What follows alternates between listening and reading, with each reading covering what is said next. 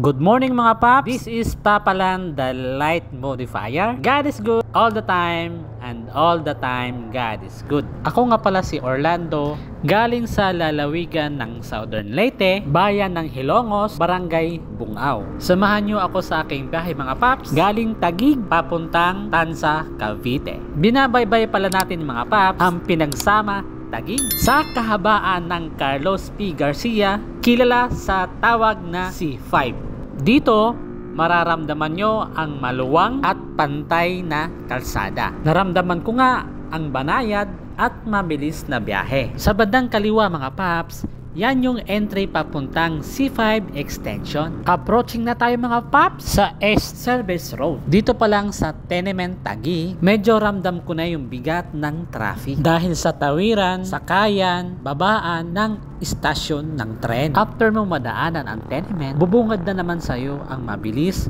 at banayad na biyahe. Pagdating ko sa Bikutan, ito ang bumungad sa akin. Nag-uumpisa na ang mahabang traffic. Kaya ang ginawa ko, in-enjoy ko na lang ang bawat minuto. At umaasa sa bandang dulo, moving na tayo. Dahil siguro sa hapon na tayo umalis at Sabado ang araw na to. Pagkatapos ko makipagbuno sa matinding traffic, nakaramdam din ng ginhawa. Pero paglagpas ko ng Skyway, second chapter na naman pala. At mukhang nagkamali ako ng ruta. Iniisip ko nga kung babalik na lang o magpapatuloy pa. Ika nga sa kasabihan, kung may tiyaga, may nilaga. Pagkatapos ko makipagbuno sa pangalawang chapter, nakaramdam din ng saya. Saya kasi makakarating ka ng maaga sa iyong pamilya. Pero hindi naman pala. Pagpasok ko sa bitter living, ganito na. Hindi naman pala bitter. Wala naman akong magagawa, kaya ipagpatuloy na lang. Dahil ito nga ang pangatlong chapter, chill na lang. Ika nga may kasabihan, sa napakatinding bagyo, may araw din sa likod nito. Kaya kahit medyo mahirap, mainit, tuloy-tuloy lang tayo. Sayang naman, naumpisahan mo na, isusukop mo pa ba? Pagkatapos nga natin magtagumpay, magbubuno na naman tayo dito sa kahabaan ng E. Rodriguez Avenue, Monwalk, Paranaque. At pang-apat na pala ito. Kahit medyo mabaga at sobrang init sa katawan, idagdag mo pa yung mala falls na pawis, ngunit masaya naman. After ko nga nalagpasan ang Pure Gold Moonwalk na halos makipagpatentero ako sa sobrang traffic, ito na naman ang bumungad sa akin. Iniisip ko tuloy baka scam na naman ito. Paasa kagaya ng ginawa ng jowa mo. Pagpasok ko sa C5 extension, nagulat ako sa eksena. Hindi naman ito ang regular kong nakikita na maluwang at madalang yung sasakyan. Nangarap nga ako, sana hanggang dulo na. Kasi sino ba ang hindi sasaya sa matuwid at walang abala? Pero pagdating ko dito banda, panlimang chapter ko na naman pala. Idagdag mo pa ang malasungkang kalsada. Akala ko talaga tuloy-tuloy na. At pagdating ko sa intersection ng Multinational Avenue, waiting ako muna. After natin makipagbuno sa sobrang traffic, ganito ang bumungad sa akin. Mabilis at maluwang na biyahe hanggang sa SM Sukat, Paranaque. At pagbaba mo ng flyover,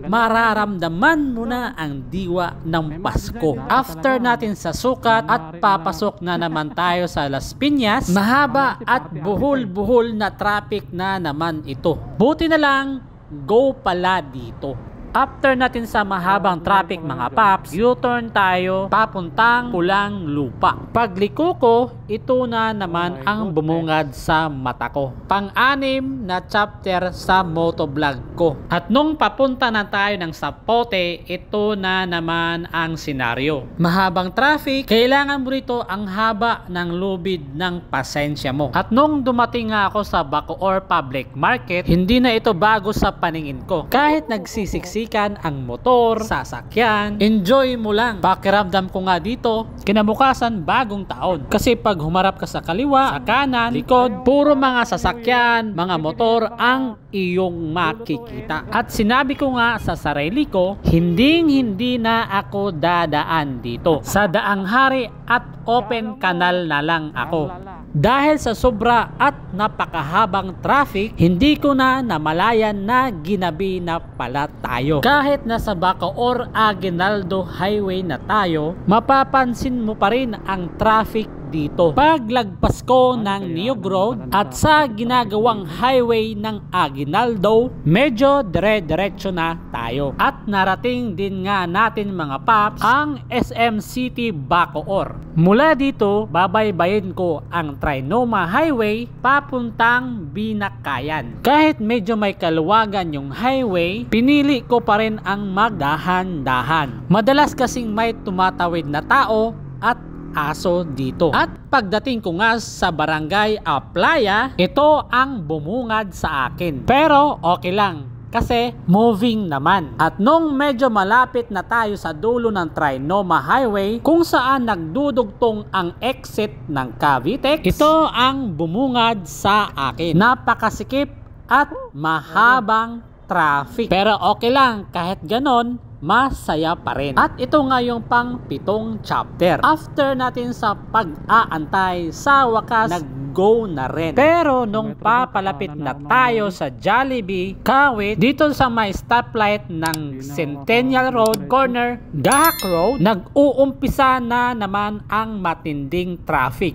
Kaya sisingit ako na may alerto. At nung papalapit ako sa bus, may biglang bumaba. Mas okay na yung dahan-dahan tayo, pero sigurado. At nung nasa harap na nga tayo ng stoplight at biglang nag-go, sana tuloy-tuloy na ito. At nung nasa Noveleta na ako mga paps, pinili ko pa rin ang magdahan-dahan. Kahit ang highway dito ay may kaluwagan. Para sa akin, aanhin ko naman yung napakabilis, pero hindi naman ako sigurado sa aking kahihinatnan. Okay lang kahit may kabagalan, basta makakauwi sa tahanan. At sa wakas mga paps, ito na nga ang tulay ng Noveleta, kung saan sa bandang unahan ay kakaliwa na tayo papuntang Bacau 2. At sa wakas, narating ko na rin ang arc ng bayan ng Rosario sa lalawigan ng Cavite. At dito na nga tayo kakaliwa mga paps, papuntang Bacau 2, papuntang bayan ng General Trias, Cavite. At dito mapapansin nyo mga paps ang madalang na sasakyan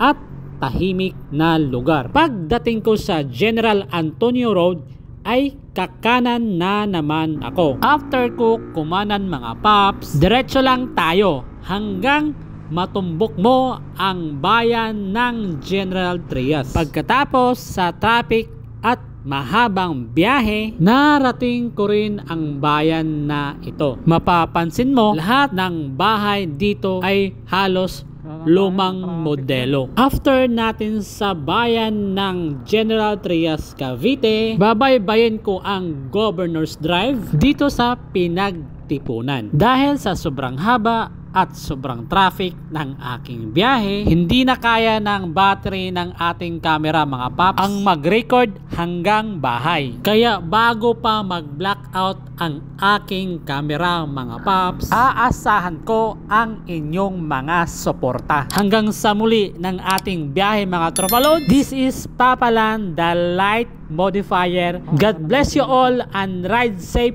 always.